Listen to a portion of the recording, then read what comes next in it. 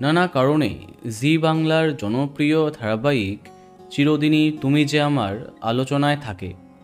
ধারাবাহিকে একের পর এক চমক তো আসেই, তার সাথে বাস্তবে এই ধারাবাহিকের প্রধান তারকাদের মধ্যে নানা সমস্যার কথাও সামনে আসে, যার ফলে ধারাবাহিকের দর্শকেরা উদ্বিগ্ন হয়ে থাকে।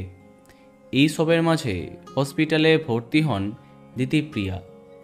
দীর্ঘদিন ধরে নাকে রক্ত পড়া সমস্যায় কষ্ট পাচ্ছিলেন, তাই একটি ছোট্ট অপারেশন হবার দরকার হয়ে পড়ে।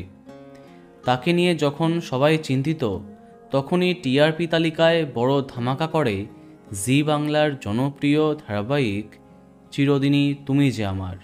এই প্রথমবার বেঙ্গল টপার হয়, আর এরপরে জিতু ক্যাপশন দিলেন, সফলতা কখনোই আমাকে উত্তেজিত করে না, ব্যর্থতা কুৎসা আমায় ভেঙে ফেলতেও পারেনি। সাফল্য ব্যর্থতা ক্ষণস্থায়ী, চিরস্থায়ী হল সততা, কঠোর পরিশ্রম এবং দর্শকের কাছ থেকে পাওয়া আশীর্বাদ। ধন্যবাদ শিব ঠাকুর, ধন্যবাদ আমার ভগবান দর্শক, ধন্যবাদ ইউনিভার্স। অন্যদিকে দিতিপ্রিয়া অপারেশন সাকসেসফুল হবার খবরের সাথে চিরদিনই তুমি যে আমারের টপার হবার সুখবরটাও শেয়ার করেছেন। তার সাথে এটাও জানান, টিআরপি অর্জন করবার থেকে সেটা ধরে রাখা আরও বেশি টাফ।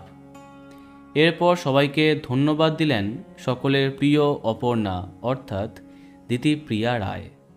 তো বন্ধুরা, এখন তোমার কি মন্তব্য কমেন্টে জানাতে পারো, আর এই রকমই আরও অনেক ভিডিও পেতে সাবস্ক্রাইব কারেন্ট পজ। ধন্যবাদ।